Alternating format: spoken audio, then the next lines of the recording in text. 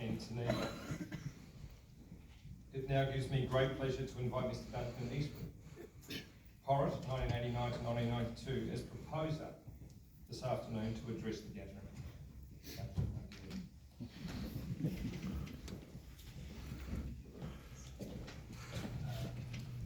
Karunatilaka. Glasses on. Forgot how old it was. I'm Duncan Eastwood. Firstly, thank you, Headmaster, and secondly to you in the audience, my sympathies. As an old boy, I've been right where you are now, waiting for some old dudes droning on and I also know this is a practical class, so it's not all bad. It's a bit of a surreal moment for me.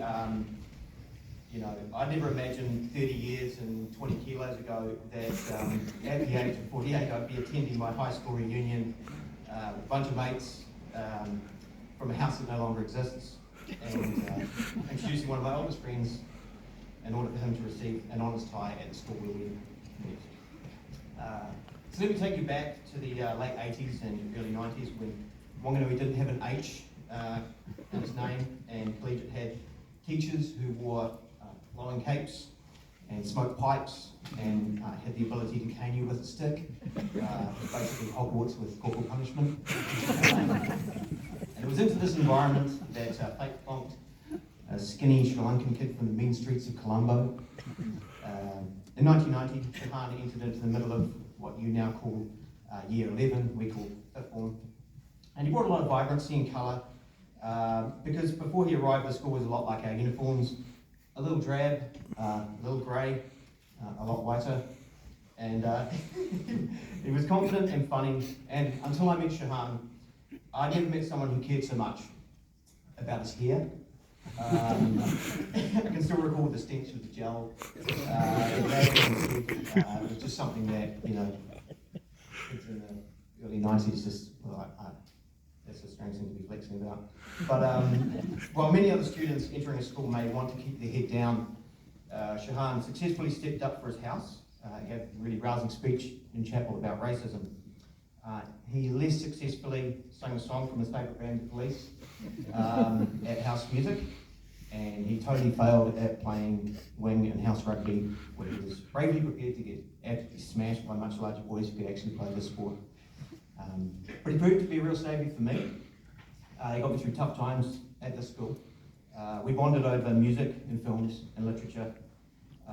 And of course it'd be easy to say that we were immensely popular and the school was a breeze. Yeah, actually that is easy to say, so we'll just keep that. And once we got out of school, you know, we kind of move on, you don't look back, but the older you get, the more you kind of start to peek over your shoulder and look at the footsteps and retrace how you got to be where you are in life. And it's only recently where we felt a calling to once again walk through the drive and shuffle through big school. And we realised this school brought us together, and we have a shared history, all of us. Even the reprobates at the back there. And since then, Shehan has gone on to become an incredible writer, one of the premier authors of his generation. He has achieved the pinnacle of his vocation already. He is naturally talented, but he also works at his craft, and it takes time and effort and discipline to become as good as he is. He's written 2 major novels, and they both won high awards, including obviously the Booker Prize. And I really encourage each of you to read his 2 wonderful novels.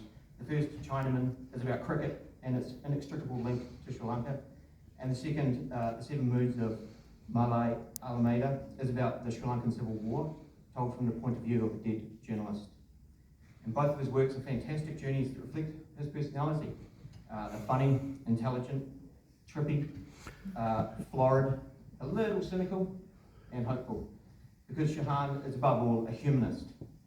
So it is with my enormous pride that I introduce my good friend, this year's Wanganui Collegiate Honours tie recipient, and most importantly, still with incredible hair, Shehan Karunatilaka.